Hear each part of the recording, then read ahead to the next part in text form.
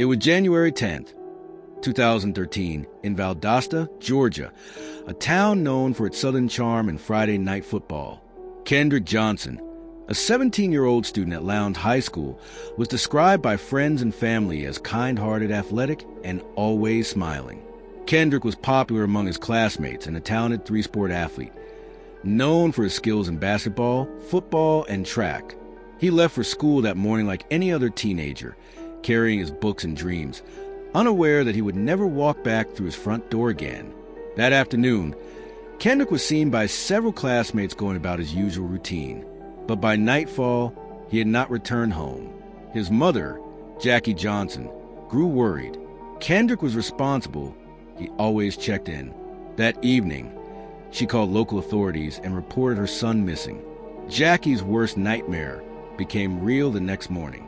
On January 11th, 2013, school staff noticed a foul odor coming from a rolled-up wrestling mat stored upright against the wall of the gymnasium. When they looked inside, they saw Kendrick's lifeless body, wedged headfirst into mat, his face bruised and swollen beyond recognition. The Lowndes County Sheriff's Office arrived quickly. Within hours, authorities offered simple explanation. Kendrick had accidentally dropped a pair of shoes inside the upright mat and, while reaching to retrieve them, became trapped and suffocated. They treated the scene as an accident, not a crime scene. No police tape surrounded the gym, and students walked by as Kendrick's body lay inside the mat. The community was shocked, but Kendrick's family was horrified. They could not accept that a healthy, athletic teenager would somehow get stuck reaching for a shoe, and no one would hear him call for help. From the moment Jackie Johnson saw her son's battered face, her instinct screamed that something was wrong. Kendrick's face was so swollen, it was almost unrecognizable.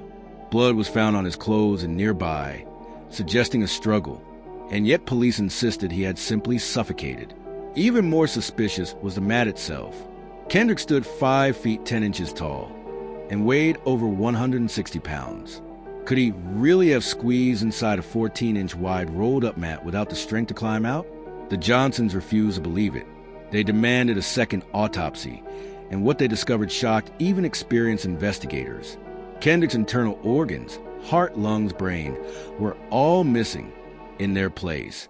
The funeral home had stuffed his body cavity with crumpled newspaper.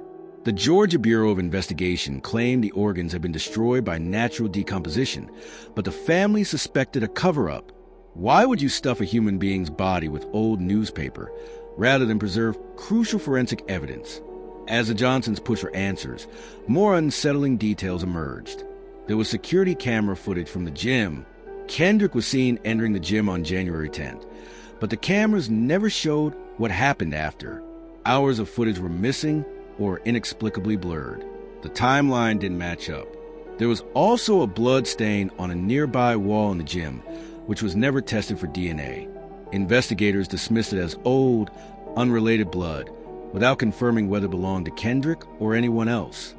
Friends and witnesses at the school were not properly interviewed, and the shoes Kendrick had supposedly reached for had no sign of blood damage or struggle. All of this left the Johnson family and much of the community asking the same question. Was someone hiding the truth? Rumors spread quickly through Valdosta. Some believed Kendrick had gotten into a fight with fellow students, one of whom was rumored to be from a family with connections to law enforcement. Others speculated Kendrick might have witnessed illegal activity and been silenced before he could talk. There were even whispers of a wide-reaching conspiracy, that Kendrick had been murdered, and a network of powerful people had conspired to bury the evidence, literally and figuratively. Jackie Johnson and Kenneth Johnson, Kendrick's parents, became relentless in their fight. They hired private investigators, filed lawsuits, and demanded the federal government step in. In 2014, the Department of Justice briefly investigated the case, but ultimately declined to file charges, citing lack of evidence. But the Johnsons refused to give up, believing the local investigation had been so poorly handled that no fair outcome was possible. The fight for answers took a devastating toll on Kendrick's family. They held protest after protest, often standing alone against local authorities and the school system. They spent their savings, poured their time and their pain into pursuing justice. They reburied Kendrick after the second autopsy an unthinkable moment for any parent, burying their child not once, but twice. But the Johnsons believed their son deserved the full truth. Jackie described endless sleepless nights, wondering what Kendrick's last moments had been like, whether he had cried for help, whether anyone tried to save him. Their suffering resonated with families all over America who have faced unanswered questions about the death of their children. Families who, like the Johnsons, refuse to be silenced. Despite years of legal battles, lawsuits, and private investigations, no one has ever been arrested or charged in connection with Kendrick's death. In 2021, the case was briefly reopened after a new witness came forward, claiming of her confession related to Kendrick's death. But again, investigators closed the case, stating they could not prove foul play beyond a reasonable doubt. For Kendrick's parents, it was another devastating blow. No evidence of murder, authorities insisted, but no clear explanation either. And that is what makes this case so haunting. It exists in a gray area, not quite ruled a crime, not fully proven an accident. The missing organs, missing footage, and missing answers leave a void that can never truly be closed. The Kendrick Johnson case tore apart Valdosta. Some in the community stood firmly with the Johnson family, demanding an investigation free from local conflict of interest. Others accepted the official ruling and felt the protests were an unfair stain on the high school's reputation. The disagreement ran deep, exposing issues of race, power, and social justice. Kendrick was a black teenager in a predominantly white county. Many in the African-American community believe his death, and the way it was handled reflected a legacy of unequal treatment in the justice system. Whether or not there was conspiracy, the perception of one was enough to shatter trust in local institutions. Over a decade has now passed since Kendrick was found inside that mat. Each year, his parents hold a memorial, refusing to let the world forget their son. They tell his story again and again, hoping someone, anyone, might come forward with the truth. In 2022, the family even released a public statement offering a cash reward for any information leading to an arrest, but no credible leads emerged. They still believe Kendrick was murdered. They still believe a powerful group of people covered it up. And they still believe with every breath that one day they will see justice done.